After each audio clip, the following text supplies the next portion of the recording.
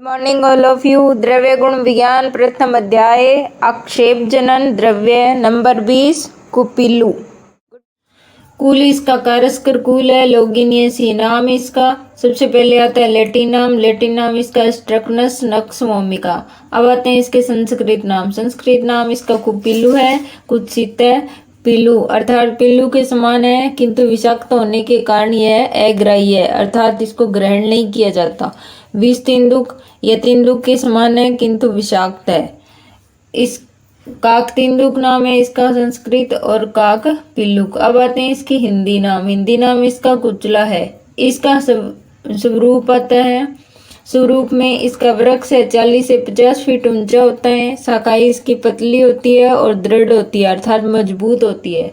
छाल इसकी पतली होती है, चिकनी होती है और दूसरे वर्ण की होती है।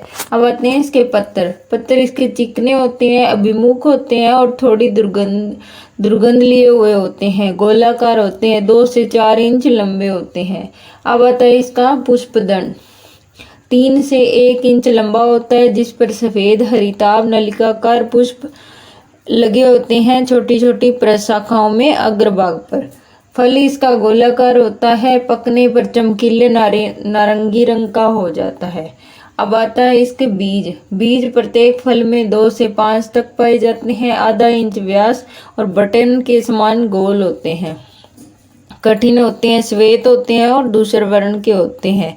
वसंत ऋतु में इसके फूल लगते हैं। वसंत ऋतु मार्च अप्रैल में और हेमंत ऋतु दिसंबर जनवरी में इसके फल लगते हैं। अब आता है इसका उत्पत्ति स्थान। यह भारत के उष्ण देशीय जंगलों में, मद्रास में, ट्रावनकोर, कोचीन, कोंकण, मालाबार, उड़ीसा और लंका में पाया जाता है। अब आता है इसका रासायनिक संगठन। भारत में होने वाले कुपिल्लु में 2.6 से 3% तक कुल शराब पाया जाता है, जिनमें से 1.25 से 1.5% तक स्ट्रिक्निन होता है। अब आते हैं इसके गुण। गुण इसके हैं रुक्ष, लघु, तीक्ष्ण। रस इसका तिक्त होता है, कटु होता है। विपाक कटु होता है। वीर्य उष्ण होता है। अब आते हैं इसके दोष क्रम। तिक्त, कटु रस एवं रुक्ष गुण के कारण यह कफ तथा उष्ण होने के कारण यह वात का शमन करता है। अति मात्रा में तथा अशोधित अवस्था में देने पर यह ओज क्षय द्वारा वायु को प्रकोपित करता है। स्थानिक कर्म बाह्य इसका लेप शोथर, पुतियर और वेदना स्थापन होता है। अभ्यंतर नाड़ी संस्थान में यह वात शामक होने के कारण वेदना स्थापन है। तीक्ष्ण होने के कारण यह उत्तेजक व नाड़ी बल्य है। अब पाचन संस्थान में कटु तिक्त होने के कारण यह दीपन, पाचन और ग्राही है। रक्त व संस्थान में इसके कर्म है। उष्ण तीक्ष्ण होने के कारण यह हृदय उत्तेजक है और रक्त वार वर्धक है। कटु तिक्त होने से कफगन और कासहर है। उत्तेजक होने से यह बस्ती से तिल्य को दूर करता है। यह कटु पौष्टिक तथा बल्य है। त्वचा में यह कुष्ठघन और कंडुघन है।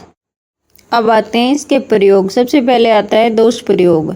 कफवात जन्य विकारों में इसका प्रयोग किया जाता है। संधिवात आम बात में इसके बीजों का लेप करने से वेदना शांत होती है। वात शामक होने से नाड़ीशूल, अर्दित, पक्षाघात, अनिद्रा वात विकारों में इसका प्रयोग किया जाता है। दीपन, पाचन एवं ग्राही होने से अग्निमांद्य, आमाशय शोथ, आम दोष, ग्रहणी दोष, उदरशूल और अर्श में यह लाभकारी है। उत्तेजक और शोथर होने से यह हृदय से तिल्य, हृदय दर विकारों में प्रयुक्त होता है। काश में यह उपयोगी है। बस्ती शिथिलता में जैसे मतलब रुक रुक कर जैसे मूत्र आता है और बच्चों में सैया मूत्र, जैसे बच्चे हैं सैया पर मूत्र कर देते हैं, तो उसमें यह कुपिल्लु लाभकारी है। शीघ्र पतन, ध्वजभंग में इसका प्रयोग किया जाता है। त्वचा में कुष्ठ, कंडु, अतिस्वेद में प्रयुक्त होता है। अब आते हैं इसके प्रयोजन। बीज मज्जा इसका प्रयोजन है। मात्रा इसकी 60 से 250 मिलीग्राम है। अब आते हैं इसके विशिष्ट योग। अग्नितुंडी वटी, विष मुष्टि, नवजीवन रस, लक्ष्मी विलास रस, कृमि मुदगरस और कुपिल्लू हिंगवादी। अब आते हैं इसके विष लक्षण।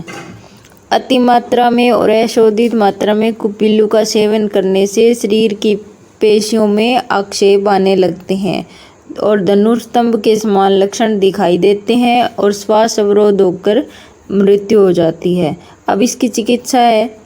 विष लक्षण प्रारंभ होते ही अमाशय का प्रक्षालन करेंगे, वात पित्त शामक द्रव्यों का प्रयोग करेंगे और गोदुग्ध में घृत मिलाकर पिलाएंगे।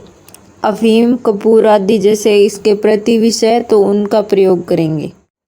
अब आता है इसका शोधन। 7 दिन तक गौमूत्र में रखकर बाद में इसका छिलका निकालकर गोदुग्ध में उबाल लेंगे और गोघृत में भून लेंगे। इस प्रकार शुद्ध कुपिल्लू का प्रयोग ही करना चाहिए।